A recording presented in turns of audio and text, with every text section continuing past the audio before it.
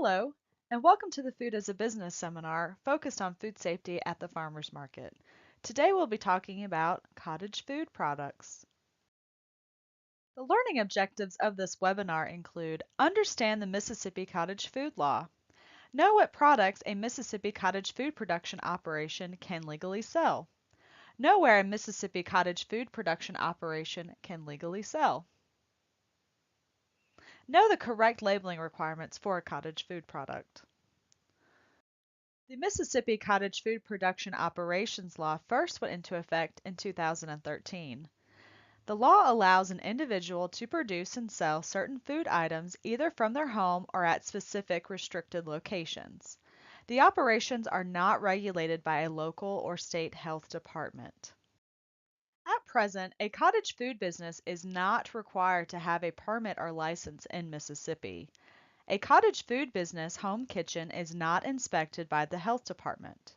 However, the Mississippi State Department of Health may investigate a complaint regarding your product and the preparation of a potentially hazardous food and inspect your home. The health department has authority to act to prevent an immediate and serious threat to human life or health through emergency order, recall orders, and delegation of powers or duties. At present, the cottage food owner and operator is strongly encouraged to obtain food safety training. Mississippi State University Extension provides courses in cottage food safety and farmers market food safety throughout the year. ServSafe certification is highly recommended and is offered through Mississippi State University Extension through your local offices. While the Mississippi State Department of Health does not inspect your home or provide permits and licenses, there may be other licenses or permits you may need. Check with your city or county if you are outside the city limits where your private home is located to determine if a business license or other permit is required. Other things to take into consideration include taxes, zoning, insurance. Insurance is often overlooked but very important to consider when making food products as a business. Cottage food products are subject to taxation and other income restrictions.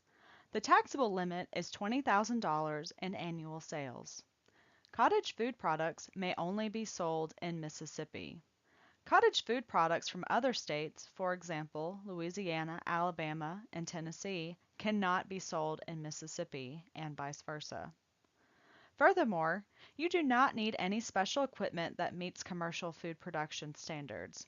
However, it is highly recommended and encouraged to follow food safety practices and good manufacturing practices when making cottage food products. Cottage food products are specific types of foods that you make in the kitchen of your private home. This is the place where you live, whether you own the home or are renting. So a house, an apartment, condominium, or other rental home could all be a private home. You must also store your cottage food products in your home following safe food handling guidelines outlined in the U.S. FDA Retail Food Code to prevent adulteration caused by insects, household chemicals, water damage, unsanitary conditions, and other means for contamination. You can find the Retail Food Code online on the FDA website. Cottage food products cannot be made or stored in a shed, barn, or other outbuilding on your property. Cottage food products are limited to certain food products. Not all food products can be sold under the cottage food law.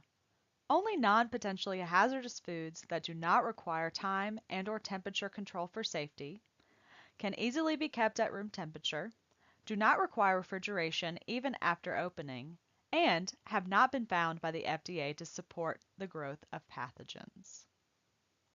Some examples of approved products to sell include candy, dried pasta, dried spices, dry baking mixes, granola, cereal, trail mixes, dry rubs, fruit pies that are baked, nut mixes, popcorn, vinegar, mustard, and waffle cones.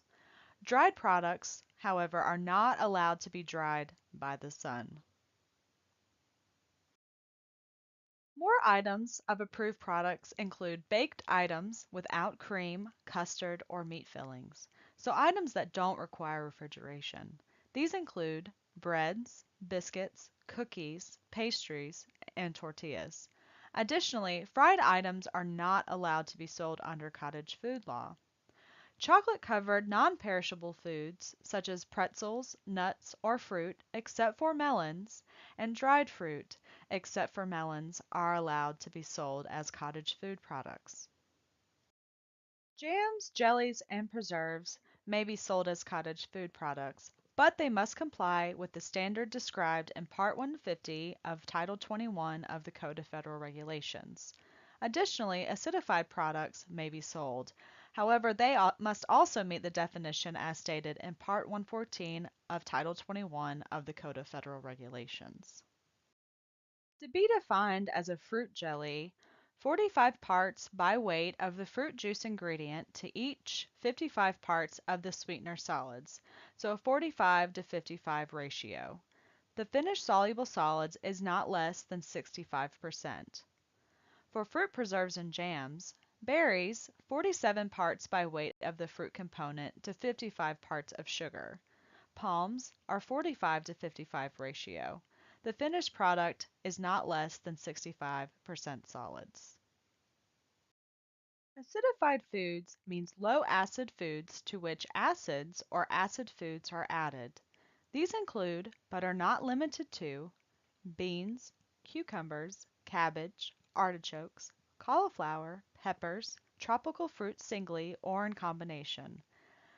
They have a water activity greater than 0.85 and have a finished equilibrium pH of 4.6 or below. These foods may be called, or may purport to be, pickles or pickled your product.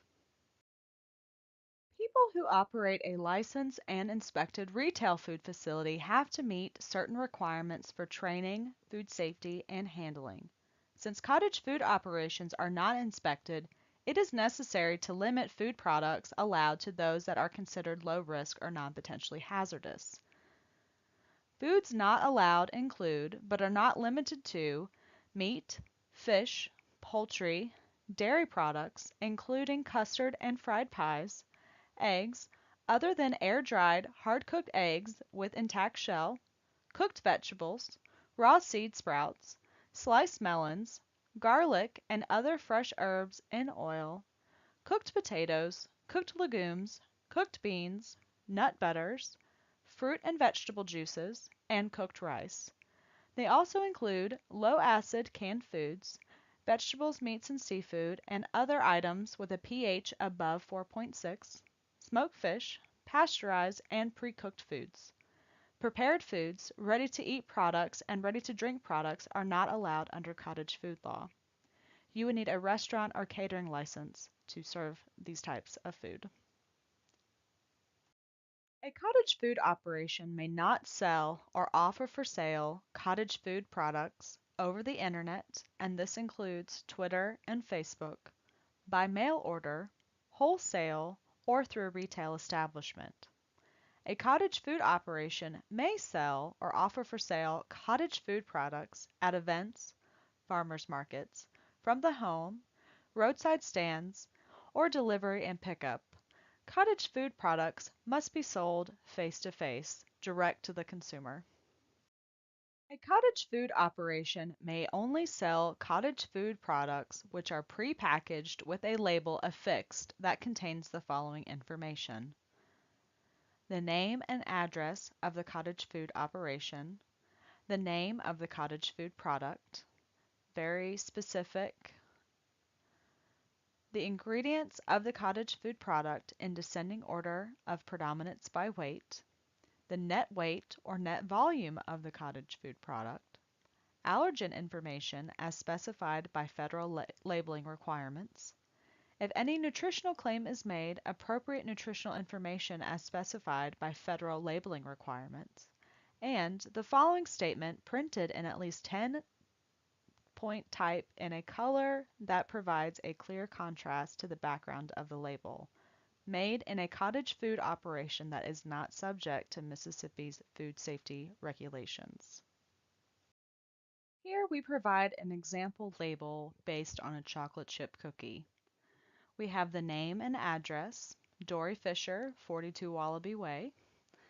The food product name, chocolate chip cookies with walnuts, very specific with enough information to allow the customer to understand what they are purchasing. The ingredients, so enriched flour is listed first because it is the most ingredient used in the recipe of the chocolate chip cookies, while baking soda would be last because it is the least amount of ingredient in the recipe. Also noticed that the allergens are listed in the ingredients as well as you have the contain statement underneath the ingredients. So this contains wheat, eggs, milk, soy, and walnuts. The net weight or volume is also listed. In this case, it is weight. And then lastly, the Mississippi's required statement, which is made in a cottage food operation that is not subject to Mississippi's food safety regulations. The United States recognizes 8 allergens. You must identify if any of the ingredients in your cottage food product are made from one of the following food groups: milk, eggs, wheat, peanuts, soybeans, fish, shellfish, and tree nuts. Some allergens you must specify. For example, with tree nuts, not everyone is allergic to the same tree nut, so you must label the specific tree nut in your product. For example, something like almonds, pecans, and walnuts.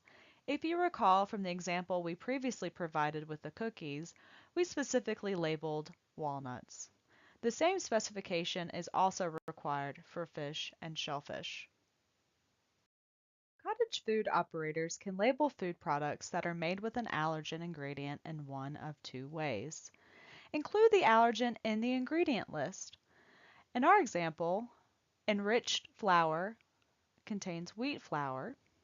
Milk, eggs, and soy are also incorporated into the ingredients with the specific allergen. You may also use a contain statement after the ingredient list. For example, contains wheat, milk, eggs, and soy. Food allergens can be present in a number of products that you weren't expecting them to be in. This is why it is very important to look at the sub-ingredients of the ingredients that you're incorporating into your cottage food product. Moreover, sub-ingredients should be listed in your cottage food ingredient statement. Cow's milk may be found in baking goods, instant soups, seasonings, chocolate, and margarine. Eggs may be in baked goods, mayonnaise, some pasta, salad dressings, as well as cosmetic and medical products. Fish can be in items with pizza, toppings, garnishes, sauces, and soups. Shellfish can be found in processed instant foods. Tree nuts and peanuts usually can be because of cross-contamination, especially if it's a confectionery product. Wheat can be in baked goods and dairy products, jams, beverages. Wheat is a huge challenge to the consumer because it's found in so many products. Soy can also be found in tofu, but also as a technological aid, and may be found in something like pan release spray, such as your PAM. So if you're making a baked item, do look at your processing aids because the pan release might contain soy lecithin. You do not need to send your product to a laboratory for analysis to develop an ingredient list or nutrition facts for cottage food products if you do not make specific product claims. If you do make specific claims about your product, you may be required to have nutrition facts and additional documentation to ensure your product meets claims. Claims may include nutrient content claims, for example, fat-free, low sodium, sugar-free. These all have specific standards and benchmarks a product must meet to have these claims. Health claims, for example, lowers cholesterol. This also has specific requirements to meet a claim that you must meet in order to use such statements. And marketing claims, such as organic and natural. Organic requires specific documentation and adherence to organic manufacturing requirements to use the term organic on products. These statements and claims are regulated and have specifications for usage.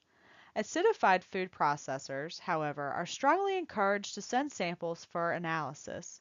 Mississippi State University does offer this service, as well as consultations for cottage food products if you have questions or need additional guidance or testing to make sure your cottage food product is meeting the requirements.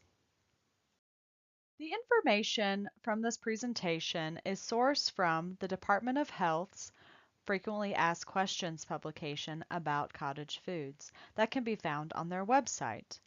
If you need specific guidance, please contact the Mississippi State Department of Health using their email, or you may find their phone number on their website. Or you can call the Mississippi State University Extension Service, Dr. Courtney Christ, or you may visit the Extension's website at extension.msstate.edu. We would like to thank you for watching our Food as a Business seminar series brought to you by Mississippi State University Extension, Southern Extension Risk Management Education Center, and the United States Department of Agriculture National Institute of Food and Agriculture under the award number 2015-49200-24228. If you have any additional questions, please feel free to contact Mississippi State University.